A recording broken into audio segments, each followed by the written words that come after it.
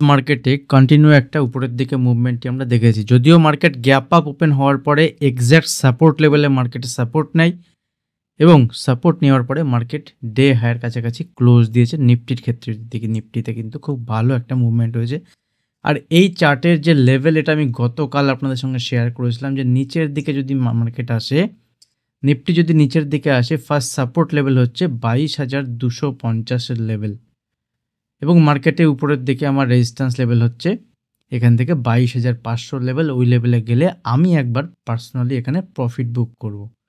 তো দেখুন, মার্কেট যদি আপনি এক্স্যাক্ট লেভেল দেখেন, আজকের মার্কেটে যদি ট্রেড দেখেন, তাহলে এই মার্কেট গ্যাপ ওপেন হয় 22,480 22,500-র কাছাকাছি, সাস্টেন করতে পারেনি, নিচে এসছে এবং এক্স্যাক্টলি 22,250 কাছাকাছি সাপোর্ট নিয়ে মার্কেট আস্তে আস্তে আস্তে আস্তে মার্কেটে কিন্তু এখান থেকে উপরের দিকে একটা মুভমেন্ট দেখেছে এবং মার্কেট ডে হাইকে ব্রেক করে তার উপরে গিয়ে ক্লোজ দিয়েছে। That is good closing. Bank নিফটির ক্ষেত্রে যদি সেম জিনিসটা দেখি, দেখুন ব্যাঙ্ক নিফটি ওপেন হয়েছে যে লেভেলের কাছে আমি ডিসকাস করেছিলাম যে 48,900 ব্যাঙ্ক নিফটি রেজিস্ট্যান্স লেভেল, 48,850-র কাছাকাছি ব্যাঙ্ক নিফটি ওপেন হয়েছে। নিচে এসছে ফার্স্ট যে সাপোর্ট লেভেল ছিল আমাদের ক্ষেত্রে ব্যাঙ্ক নিফটি 48,300 350, সেখানেই সাপোর্ট নিয়েছে এবং এখান থেকে উপরের দিকে মুভমেন্ট দেওয়ার চেষ্টা করেছে। ম্যাক্সিমাম টাইম একটা রেঞ্জের মধ্যে ছিল, ব্যাঙ্ক নিফটিতে খুব ভালো মুভমেন্ট হয়নি। তো এই সিচুয়েশনে যদি আপনি দেখেন মার্কেটে যে বিভিন্ন যে স্টক ছিল, সেই স্টকগুলোতে কিন্তু দুর্দান্ত মুভমেন্ট আজকে আমরা ইন্টারডে বেসিসে দেখেছি এবং যেসব স্টকগুলো আমি শেয়ার করেছিলাম আপনাদের সঙ্গে, কিছু স্টক ছিল তার মধ্যে যেমন এশিয়ান পেইন্ট, জেএসডব্লিউ, এখানে জেএসএল, ঠিক আছে, জিন্দাল স্টিল সেক্টরে একটা মুভমেন্ট হচ্ছিল। তো সেই সব সেক্টরের যদি স্টক দেখেন ইন্টারডে বেসিসে কিন্তু বিভিন্ন স্টকের ভালো মুভমেন্ট হয়েছে। যেহেতু গতকাল অয়েল সেক্টরে একটা নেগেটিভ সাইডে মুভমেন্ট হয়েছিল, 5%-এর কাছাকাছি অয়েল ফল হয়েছিল ক্রুড অয়েলের, তার বেসিসে ক্রুড অয়েলের রিলেটেড যেসব স্টক আছে, যারা ক্রুড অয়েলের উপর ডিপেন্ডেন্ট, সেসব স্টকের একটা পজিটিভ সাইডে মুভমেন্ট হয়েছে। ওয়ার্ল্ডে নিউজ প্রচুর চলছে এবং ডোনাল্ড ট্রাম্পের সবথেকে বড় নিউজ, যখন ট্যারিফ নিয়ে লড়াই, এটা চলবে। আমি আপনাদের সঙ্গে আগেও শেয়ার করেছি।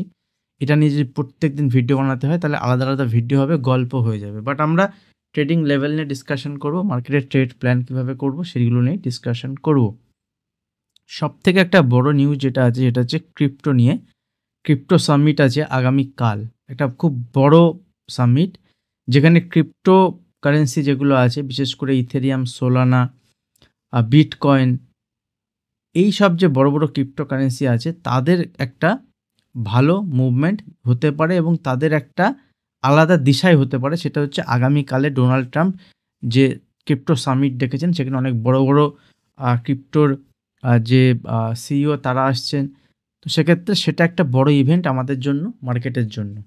আমি আপনাদের সঙ্গে শেয়ার করেছিলাম যে মার্কেটের লোয়ার লেভেল থেকে ছোটো ছোটো কোয়ান্টিটিতে বাইং সেটে প্ল্যান করতে পারেন, কারণ মার্কেটে কিন্তু নিচে যেতে পারে। দেখুন, আমি ডেলি ক্যান্ডেল যদি দেখাই, ডেলি ক্যান্ডেল এখানে এখনও পর্যন্ত কোনো রিভার্সাল নেই, লেভেল সেম থাকবে। গতকাল অ্যানালিসিস ভিডিওতে যেটা আমি ডিসকাস করেছিলাম যে 22,500 লেভেল, 550 লেভেলে যদি কাছে যাই বাজারে, সেখানে প্রফিট বুকিং লেভেল হবে।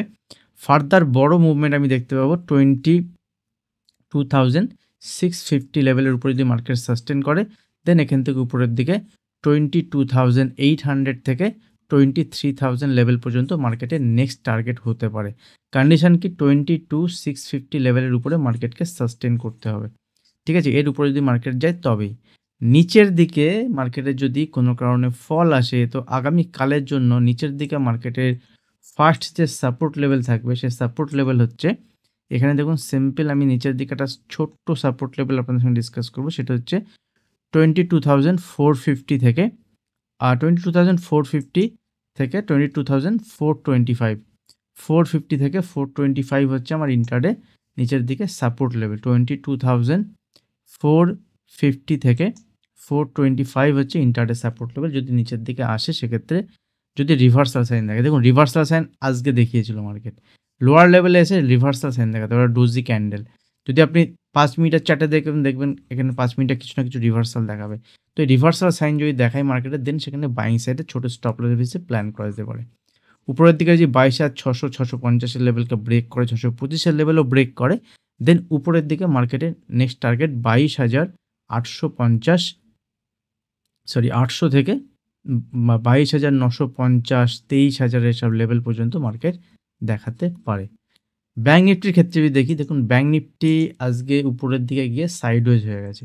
ব্যাঙ্ক নিফটি উপরের দিকে গিয়ে বড় মুভমেন্ট কিন্তু আর দেখায়নি। সেক্ষেত্রে ব্যাঙ্ক নিফটি এখান থেকে ট্রেড প্ল্যান কিভাবে করতে পারি, আগামীকালের জন্য ব্যাঙ্ক নিফটি রেজিস্ট্যান্স লেভেল হচ্ছে উপরের দিকে 48,900। 48,900 হচ্ছে উপরের দিকে ব্যাঙ্ক নিফটি রেজিস্ট্যান্স লেভেল। যতক্ষণ না পর্যন্ত 48,900 লেভেলের উপরে ব্যাঙ্ক নিফটি ট্রেড না করছে, বুলিশ সেন্টিমেন্ট কিন্তু অ্যাগ্রেসিভলি নেই। এই লেভেলের উপরে যদি সাস্টেন করতে থাকে 48,900, 49,000 এসব লেভেলের উপরে, দেন ব্যাঙ্ক নিফটি এখান থেকে আরও 400-500 পয়েন্টের মুভমেন্ট দেখাবে। নিচের দিকে ব্যাঙ্ক নিফটি আগামীকালের জন্য সাপোর্ট লেভেল থাকবে সেম লেভেল, ইনিশিয়ালি 48,500, 48,500 এবং এই লেভেল ব্রেক করলে 48,300 থেকে 350। বিশাল বড় কোনো ট্রেড প্ল্যান ব্যাঙ্ক নিফটিতে এই মুহূর্তে নেই, যতক্ষণ পর্যন্ত ব্যাঙ্ক নিফটি এই রেঞ্জের মধ্যে ট্রেড করছে। ঠিক আছে, এই রেঞ্জের মধ্যে ট্রেড করলে ব্যাঙ্ক নিফটিতে বড় ট্রেড প্ল্যান নেই। উপরের দিকে যাওয়ার চান্সেস তো বেশি, অথবা যদি নিচের দিকেও আসে সেক্ষেত্রে ট্রেড প্ল্যান নিচের দিকে করা যাবে। স্টক দেখুন, আপনি ইন্টারডেতে যদি স্টক দেখেন, বিভিন্ন স্টক ইন্টারডেতে খুব ভালো মুভমেন্ট হয়েছে।